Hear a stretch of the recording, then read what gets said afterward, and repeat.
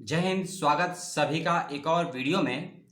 Video बात करेगा आज जेएनयू को लेकर। आपसे जो बात होगी जेएनयू को लेकर होगी। जेएनयू में जो एडमिशन फॉर्म निकले हैं 21 और 22 के एडमिशन के लिए यूजी, पीजी और पीएचडी पाठ्यक्रम में, उसी कड़ी का पहला वीडियो आज हम बात करेंगे। पीएचडी पाठ्यक्रम में कितनी कितनी सीटें आई हैं। एप्लीकेशन फॉर्म की बात नहीं करेंगे, नोटिफिकेशन की बात नहीं करेंगे, सिनॉप्सिस की बात नहीं करेंगे और एग्जाम की बात नहीं करेंगे। केवल बात करेंगे सीट्स की कि कितनी सीटें आई हैं, टोटल कितनी सब्जेक्ट है, किसके सब्जेक्ट में कितनी सीटें आई हैं। कैटेगरी वाइज तो नहीं, टोटल सीटों की बात करेंगे। और अगले वीडियो में हम बात करेंगे यूजी और पीजी की सीटों की। और फिर हम बात करेंगे कैसे भरना है फॉर्म, क्या है रूल्स एंड रेगुलेशन। और क्योंकि अभी डेट्स तो आई नहीं है, फॉर्म ओपन होगा नहीं, ठीक है, क्योंकि कोविड की वजह से दिल्ली अभी ठीक नहीं है कि एंट्रेंस करा सके। दिल्ली यूनिवर्सिटी हो, चाहे जेएनयू हो, चाहे आपकी जामिया हो, ठीक है। तो आज का वीडियो जेएनयू में किस सब्जेक्ट में कितनी सीटें आई हैं और पीएचडी की हम बात करेंगे। और जेएनयू में जो सीटें आई हैं पीएचडी की, दो पार्ट्स में डिवाइड है। पहला पार्ट है कुछ सीटें आई हैं जो डायरेक्ट जिन लोगों का नेट जेआरएफ क्वालिफाई है उनको एडमिशन दिया जाएगा। और कुछ सीटें ऐसी हैं जो बच्चे एंट्रेंस क्वालिफाई करके लेंगे एडमिशन, उनकी अलग सीटें हैं। मान लीजिए किसी कोर्स में आई हैं 20 सीटें, 10 सीटें हैं एग्जामिनेटेड कैटेगरी की, 10 सीटें हैं एंट्रेंस की। तो 10 सीटों पे अलग बच्चों का एडमिशन मिलेगा। ऐसा नहीं होगा कि जिस बच्चे का नेट जेआरएफ है और यदि उस बच्चे ने एंट्रेंस भी क्वालिफाई किया है, तो अगर उस बच्चे ने नेट जेआरएफ होने के बावजूद एंट्रेंस दिया है और एंट्रेंस क्वालिफाई भी किया है और उसके बाद इंटरव्यू भी क्वालिफाई करते हैं और मेरिट में आते हैं, तो इनको एडमिशन दे दिया जाएगा। लेकिन ऐसा नहीं होगा कि आपने एंट्रेंस क्वालिफाई किया और नेट जेआरएफ नहीं है तो एडमिशन नहीं होगा, ऐसा भी नहीं है। जो सीटें जिस कैटेगरी में रिजर्व की गई हैं उसी सीट में दी जाएगी। और अगर सीट में आपने एडमिशन भरा है एंट्रेंस के बेस पर, तो बेशक आपका नेट जेआरएफ क्वालिफाई हो, आपको एडमिशन एंट्रेंस बेस की सीट पर ही मिलेगा। और यदि आपने अप्लाई किया है नेट जेआरएफ यानी कि एग्जामिनेटेड कैटेगरी में, तो आपको रिटर्न एग्जामिनेशन वाली सीट पर एडमिशन नहीं दिया जाएगा, ठीक है। तो हम बात करेंगे पहले उन सीटों की जिन पर एडमिशन होगा एंट्रेंस के आधार पर, यानी कि जो बच्चे एंट्रेंस क्वालिफाई कर जाएंगे तो किस सब्जेक्ट में कितनी सीटें हैं उसकी हम बात करेंगे। कैटेगरी आप प्रोस्पेक्टर में देख लीजिएगा, पेज नंबर 117 पर जाकर, ठीक है। 117 पर आपको सीटें मिल जाएंगी। 117 से लेकर अगले 3 पे यानी कि 121 पेज तक सीटें दी हुई है, वहीं से पढ़कर आपको बता रहा हूँ। स्कूल्स का नाम नहीं बोलूंगा, केवल सब्जेक्ट का नाम बोलूंगा। PhD in United state studies, PhD in United state studies में 8 सीटें आई हैं। PhD in Latin American studies में 10 सीटें आई हैं। पीएचडी इन यूरोपियन स्टडीज में 10 सीटें आई हैं। पीएचडी को पीएचडी नहीं बोलेंगे, ठीक है। जैपनीज स्टडीज में 2 सीटें आई हैं। चाइनीज में 11 आई हैं और कोरियन स्टडीज में 5 आई हैं, ठीक है। चाइनीज स्टडीज है, चाइनीज लैंग्वेज नहीं है, ठीक है ना। उसके बाद इंटरनेशनल पॉलिटिक्स में 13 सीटें आई हैं। इंटरनेशनल ऑर्गेनाइजेशन में 3 सीटें आई हैं। डिप्लोमेसी एंड डेस्टरमेंट में 3 सीटें, 10 सीटें हैं। Political geography, PhD in political geography में आई हैं आपकी 3 सीटें। साउथ एशियन स्टडीज जो ये फैकल्टी है, इसका कोर्स का नाम भी यही है, साउथ एशियन स्टडीज में 11 सीटें हैं, ठीक है। और उसके बाद है PhD in inner Asian studies, इसमें 7 सीटें हैं।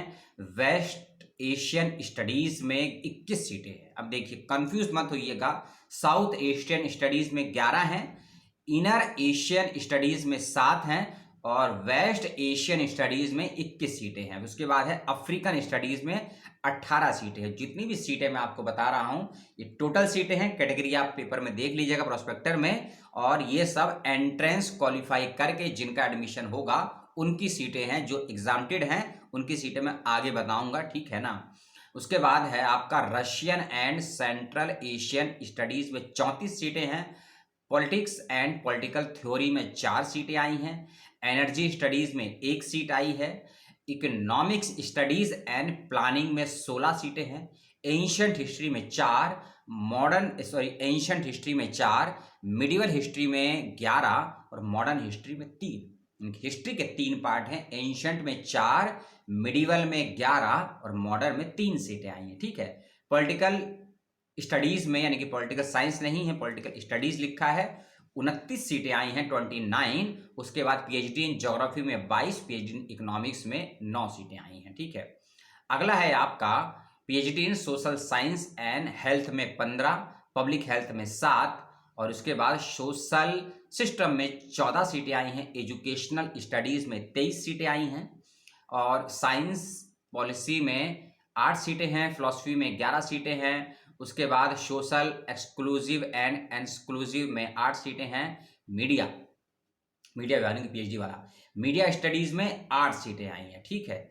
और उसके बाद है information sector and labour studies में 4 सीटें आई हैं। अब आती हैं लैंग्वेज के courses, language literature and culture के कोर्सेज। इसमें कौन कौन से लैंग्वेज में सीटें आई हैं उसको भी सुन लीजिए। सबसे पहला है आपका फ्रेंच में आई हैं 2 सीटें, जर्मन में आई हैं 15 सीटें, तमिल में आई हैं 5, रशियन में 7, स्पेनिश में 9, जैपनीज में 7, कोरियन लैंग्वेज में 4 सीटें आई हैं, चाइनीज में 24, पर्शियन में 23, अरबिक में 18, लिंग्विस्टिक यानी कि भाषा विज्ञान इसमें 7 सीटें हैं। अगली है school of computer and system science. इसमें आप देखिए, इसमें है कंप्यूटर साइंस में 10, माइक्रो सिस्टम में 3, और उसके बाद है स्कूल ऑफ एनवायरमेंटल स्टडीज। इसमें एरा 1 और एरा 6 करके करा हुआ है। एरा 1 में 1 और एरा 6 में 4 में 3 सीटें हैं, ठीक है। लाइफ साइंस के ग्रुप बना दिए गए हैं, पीएचडी इन लाइफ साइंस, इसके भी कई ग्रुप बना दिए गए हैं, ठीक है। इसको आप देख लीजिएगा। इसमें total number of seat life science में जो दी हैं वह दी गई हैं 15 सीटें दी गई हैं, ठीक है ना। 15 नहीं है, 13 सीटें दी गई हैं, इस बात का ध्यान रखिएगा। फिजिकल साइंस में 17 हैं, केमिकल साइंस में 14 हैं, मैथमेटिक्स में 2 हैं, विजुअल स्टडीज़ में 8 सीटें हैं, थिएटर एंड परफॉर्मिंग स्टडीज से परफॉर्मिंग आर्ट्स भी बोलते हैं, इसमें 8 सीटें हैं, सिनेमा स्टडीज़ में 5 सीटें हैं। उसके बाद है school of computational and integrative science, यानी कि ये बायोलॉजी और बायो इंफॉर्मेशन का डिपार्टमेंट है। इसमें अलग अलग 1, 2, 3 ग्रुप बनाए गए, उसमें अलग अलग सीटें बांटी गई हैं। टोटल इसमें 10 सीटें हैं, आप देख लीजिएगा। पीएचडी इन बायोटेक्नोलॉजी में 14 सीटें हैं, पीएचडी इन मैनेजमेंट में 3, और फिर है मॉलिकुलर मेडिसिन में 14, पीएचडी संस्कृत में 31 सीटें हैं। अभी तक सबसे ज़्यादा सीटें इसी डिपार्टमेंट में आई हैं, पीएचडी इन संस्कृत में, और ये टोटल सीटें हैं 31। किस कैटेगरी में कितनी हैं आप देख लीजिएगा, ठीक है। नैनो साइंस में 6 सीटें हैं, north east Indian studies, north east के जो राज्य है ना 8 राज्य हैं, नॉर्थ ईस्ट इंडियन स्टडीज़ में 6 सीटें हैं, और नेशनल सिक्योरिटी स्टडीज़ में 10 सीटें हैं, ठीक है। तो इन 16 स्कूल में कितनी कितनी सीटें हैं मैंने आपको बताई। अब मैं बात करूंगा उन सीटों की जो बच्चे नेट जेआरएफ क्वालिफाई हैं, पहले से हैं और अप्लाई करेंगे, तो उनको किस सब्जेक्ट में कितनी सीटें हैं उसकी हम बात करेंगे, ठीक है। तो इसमें कमी होती हैं। यूनाइटेड स्टेट स्टडीज़ में 4, इंटरनेशनल ट्रेड्स एंड डेवलपमेंट में यानी 9 सीटें हैं। उसके बाद इंटरनेशनल ऑर्गेनाइजेशन में 3, डिप्लोमेसी एंड डिजास्टर मैनेजमेंट में 4, इनर एशियन स्टडीज़ में 3, ह्यूमन राइट्स स्टडीज़ में 1, एनर्जी स्टडीज़ में 1, और इकोनॉमिक्स स्टडीज़ एंड प्लानिंग में 16। हाँ, हिस्ट्री, एंशियंट हिस्ट्री में 3, मिडिवल हिस्ट्री में 5, मॉडर्न हिस्ट्री में 2, पीएचडी इन ज्योग्राफी में 4, पॉपुलेशन स्टडीज़ में 5, वुमेन स्टडीज़ में 1, मीडिया स्टडीज़ में 6। लैंग्वेज कोर्सेज की बात करते हैं, फ्रेंच में 1, जर्मन में 15, हिंदी में 3, उर्दू में 2, हिंदी ट्रांसलेशन में 2, रशियन में 5, स्पेनिश में 8, जैपनीज़ में 1, चाइनीज़ में 5, और पर्शियन में 4, अरबिक में 2, लिंग्विस्टिक भाषा विज्ञान में 2, इंग्लिश में 12, कंप्यूटर साइंस में 10, और स्कूल ऑफ एनवायरमेंटल स्टडीज़ में 4 ग्रुप बनाए गए हैं। 4 ग्रुप में टोटल जो सीटें दी गई हैं 13 और 7 13 और 7 20 सीटें दी गई हैं टोटल।